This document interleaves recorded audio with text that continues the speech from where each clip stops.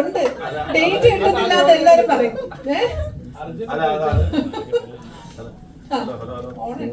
എനിക്ക് ഒരു കുഴപ്പമില്ല, അത് എപ്പോഴും ചോദിച്ചിട്ടുണ്ടോ? അത് ഞാൻ ഇപ്പൊ മഞ്ജു പറഞ്ഞത് മോശമായി പോയി. അച്ഛന് അർജുന അശോകനെ ഇവിടെ ഇരുത്തിയിട്ട് നായക ദാരിദ്ര്യം ഉണ്ടെന്ന് പറഞ്ഞു. അല്ല, നായക ദാരിദ്ര്യം ഉണ്ടെന്ന് എന്തായാലും പറയും. കാരണം നായകനല്ലേ?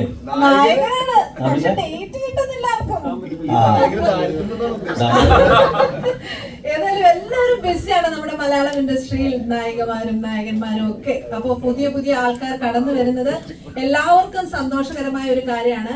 പ്രത്യേകിച്ച് മുബിന്റെ കാര്യം പറയുമ്പോ നമ്മുടെ റാഫിക്കയുടെ മോനാണ് എന്തേ ഇത്ര വൈകി വരാനെന്ന് നമ്മളിൽ പലരും ഈ ഒരു പ്രോജക്റ്റ് ഓൺ ആയപ്പോ തോന്നിയിട്ടുണ്ട്. ഏതായാലും അങ്ങനെ ഒരു നല്ല കാര്യം നടക്കുകയാണ് ഇവിടെ.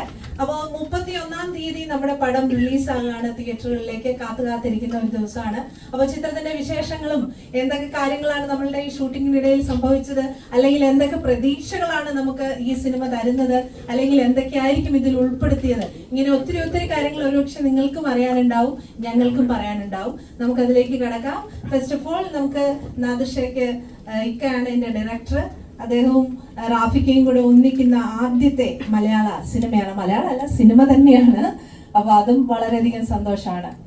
ഓക്കെ ഇക്ക, നമുക്ക് സംസാരിക്കാം. അതെ, എല്ലാവർക്കും സ്വാഗതം. ഒരുപാട് സന്തോഷം. കാരണം ഇത്രയും നമുക്ക് വേണ്ടി, നമ്മുടെ സിനിമയ്ക്ക് വേണ്ടിയിട്ട് സപ്പോർട്ട് ചെയ്യാൻ വേണ്ടിയിട്ട്, അത് കവർ ചെയ്യാൻ വേണ്ടിയിട്ട് ഇത്രയും ക്യാമറകളൊക്കെ കാണുമ്പോൾ ഒരുപാട് സന്തോഷം തോന്നി. കാരണം ഇതൊരു കൊച്ചു സിനിമയാണ്. നേരത്തെ മഞ്ജു പറഞ്ഞ പോലെ പുതിയ നായകന് മുബിൻ റാഫി, പിന്നെ നമുക്ക് ഏറെ ഇഷ്ടപ്പെട്ട മറ്റൊരു നായകൻ അർജുന അശോകൻ, പിന്നെ ജാഫർ. നിന്റെ പേര് പറയും, നീ നായകനാണല്ലോ ഇപ്പോൾ പല പടത്തിലും ഉണ്ട്.